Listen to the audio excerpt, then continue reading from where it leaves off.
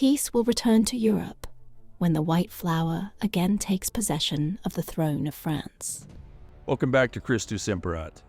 Today we delve deeper into the captivating and mysterious world of prophecy, exploring the enigma of the great Catholic monarch. This time through profound visions of one of the Church's most revered mystics, Saint Hildegard of Bingen. Known for her divine revelations and prophetic insights, Hildegard spoke of a future ruler who would rise amidst chaos, a leader destined to restore the faith and to bring peace to a broken world. But could these ancient visions hold relevance today? Could we be standing on the precipice of the great Catholic monarch's arrival in our own turbulent times? Join us as we uncover the consistency and similarity of Hildegard's prophecy with other visionaries and ask the pressing question, could this long-awaited figure be rising even now? Also, if you find value in this content and would like to support my work, please like and subscribe, and if you're feeling extra generous, consider buying me a coffee. The link is in the description. And be sure to stay tuned to the end of the video for some bonus content from a bishop I have great respect for, Bishop Williamson, on the chastisement to come and the great Catholic monarch. Saint Hildegard of Bingen, who lived from 1098 to 1179 AD, was often revered as the Sibyl of the Rhine. God has employed 6 days in the creation of this world and rested on the 7th day. These 6 days represent the 6 first ages of the world. As God crowned all his works on the 6th day by the creation of man, so in the 6th age of the world, he has manifested new prodigies. The world is entering the 7th age, which indicates the end of time. She was a remarkable German Benedictine abbess whose talents spanned an astonishing range of disciplines. As a writer, composer, philosopher, Christian mystic, visionary and polymath, she is widely regarded as the founder of scientific natural history in Germany. In 1136, Hildegard was elected by her fellow nuns, a position that would mark the beginning of her influential leadership. She went on to establish the monasteries of Rupertsberg in 1150 and Eibingen in 1165. Among her many creative endeavors, one of the most notable is her composition Ordo Virtutum, an early example of liturgical drama and arguably the oldest surviving morality play. Her literary output was equally prolific, encompassing theological treatises, botanical and medicinal texts, letters, liturgical songs and poetry. She even oversaw the creation of miniature illuminations for her first major work. Additionally, Hildegard devised an innovative constructed language known as lingua ignota. While her formal canonization process has a complex history, Hildegard has long been venerated as a saint within the Roman Catholic Church. This recognition was further solidified when Pope Benedict XVI declared her a Doctor of the Church on October 7, 2012.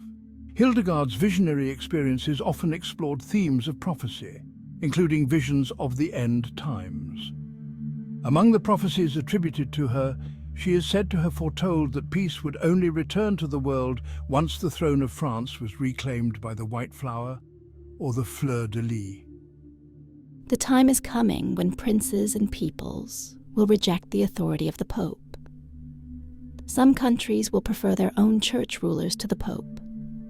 The German Empire will be divided. Church property will be secularized. Priests will be persecuted. After the birth of Antichrist, heretics will preach their false doctrines undisturbed, resulting in Christians having doubts about their holy Catholic faith.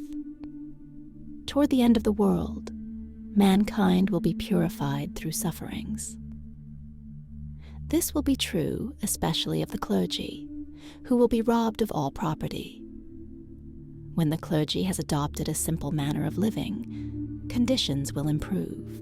At this time, as a punishment for their sins, Christians especially will attempt armed resistance to those who at that time are persecuting them, sensing no concern for the death of their bodies. A powerful wind will rise in the north, carrying heavy fog, and the densest dust by divine command, and it will fill their throats and eyes, so they will cease their savagery and be stricken with great fear. Then, within the Christian people, the Holy Godhead will accomplish signs and wonders, as if accomplished them at the time of Moses with the pillar of cloud, and as Michael the archangel did when he fought the heathen for the sake of the Christians. Because of Michael's help, God's faithful children will march under his protection. They will decimate their foes and achieve victory through God's power. As a result of this, a large number of heathens will join Christians in true faith, and they will say, "The God of the Christians is the true God, because such wondrous works have been accomplished among the Christians." Her visions also speak of a great monarch who would arise after a series of catastrophic events, including a massive comet striking the Earth, which could potentially be interpreted as a prediction of the 3 days of darkness, an apocalyptic event foretold in various mystical traditions. Peace will return to Europe when the White Flower again takes possession of the throne of France. During this time of peace, the people will be forbidden to carry weapons, and iron will be used solely for making agricultural implements and tools.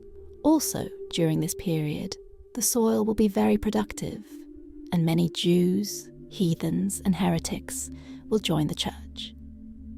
Peace will return when the lily ascends the throne again. Before the comet comes, many nations, the good excepted, will be scoured with want and famine.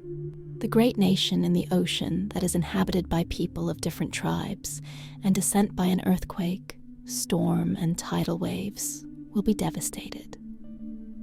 It will be divided and in great part submerged.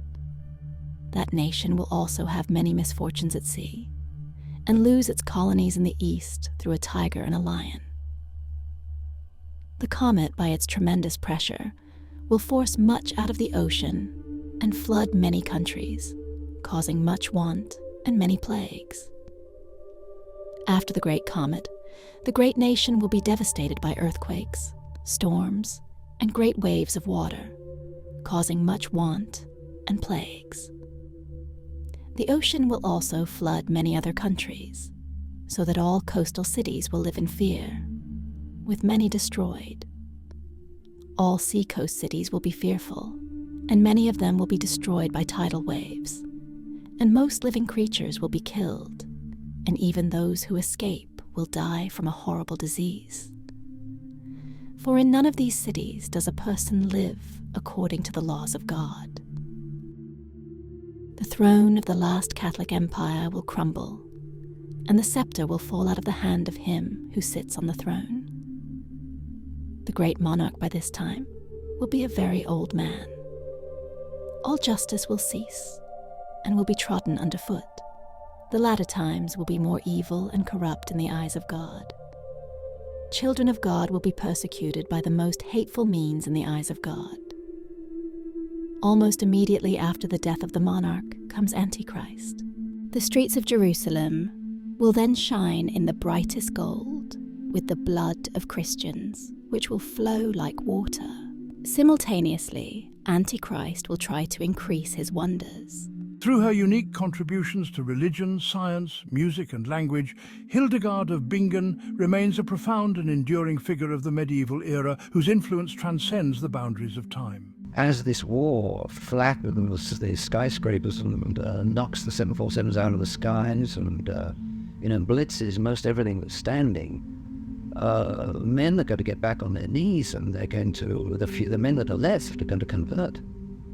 And one prophecy, for instance, speaks of the conversion of England, which will take some doing. The conversion of China, the conversion of Russia, England, and China will convert.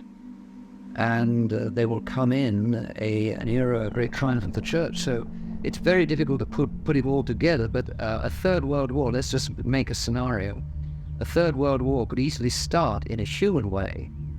But of course, God is the stage master, and God will cause no one sin, but he will so direct events that in the end, the good triumphs. The evil men are destroyed, or in very, very large numbers destroyed. These Masons, these communists, and these wicked villains, corrupting the youth, filling the world with filth as they are at the moment. They're going to be wiped off the map, along with also probably many of the innocent, many good men also. And as God directs, out of this world, perhaps according to many prophecies, by means of a Catholic monarch, and a Catholic monarch in France, King Henry V in France maybe, by means of a great pope.